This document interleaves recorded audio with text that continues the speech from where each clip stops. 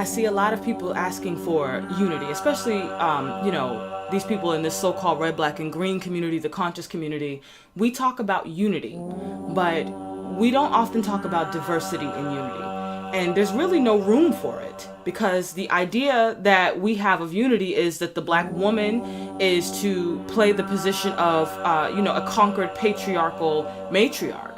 For the black woman to reassert her will, to assert her value, to assert a standard in her life, she's going to have to deal with an accusation of self-hatred. And actually, it's one of the greatest acts of self-love. And anybody who cannot see that themselves is actually suffering from hatred of themselves. I remember being in college, and I was a dual major in college. And I was an Africana Studies, Political Science dual major. And in one of my Africana Studies classes, we had a black priestess who was the teacher. And I remember her saying that there was a day and time when the men understood that women are nature, that woman and nature are one. And that when the women is happy, when the women are happy, the land is happy. And so their goal was to keep the women happy so that we would have fertile and abundant crops. We would have great harvests. We would have running, living waters. There was a time when the womb in the woman was so very much honored and just adored, worshipped, and appreciated, that she was actually the only form of God. It wasn't until we began to see this warring of black men to be like their colonizing white brothers that we had division in our family. And to this day, we see these things being enacted. We see these issues being brought forth among black people.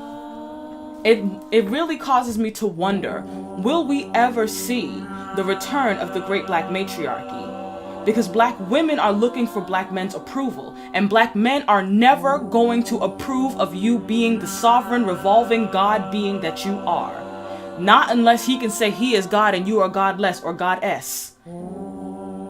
He has to some way, shape, or form take from you to make himself feel better and more valid. And I don't agree with that. I don't agree that it's a lesser position for you to be like unto mother. I will never agree with that, because I am a matriarch. And I find that the position of the man is to serve at the pleasure of the great cosmic mother and her daughters.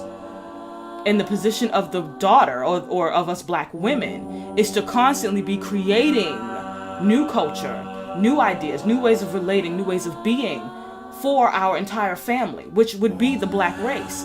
But how can we do that when you want us to play second fiddle? We are the one. We are the one. There is nothing before us. There is nothing before mother, nothing greater than her. And it's interesting, we have this idea of Father God, but there's no concept of Mother God. And once you begin to talk about Mother God, the first thing out of a black man's mouth, and his pandering female sister, okay, because the black male is guilty of this, but so too are the women. The first thing out of their mouth is, we need balance and equality. I don't need balance and equality. I am already balanced. And I cannot be equal to you because I am greater. In no other creation myth on the planet has God ever been said to be equal to the creation of God until that God has a black female face. I never saw any of you asking to be equal to Allah or Jesus or Yahweh or Jehovah or whoever your God is when it was a phallus-bearing God. But the moment that we begin to talk about God as the feminine, the first thing everyone wants to talk about is balance and equality.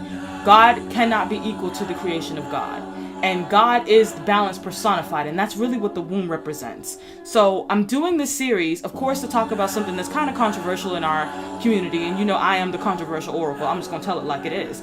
But also to introduce our book study on Angry Divas, the Great Black Mama of Creation.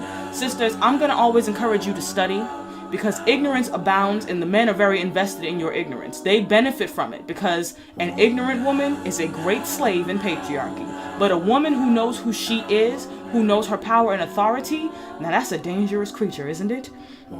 In this book, The Great Black Mama of Creation, we're going to be delving into the study of one, the study of the yoni, the study of the universe. Your mother, our mother, creation's mother, the mother of the universe, the great mama of all living.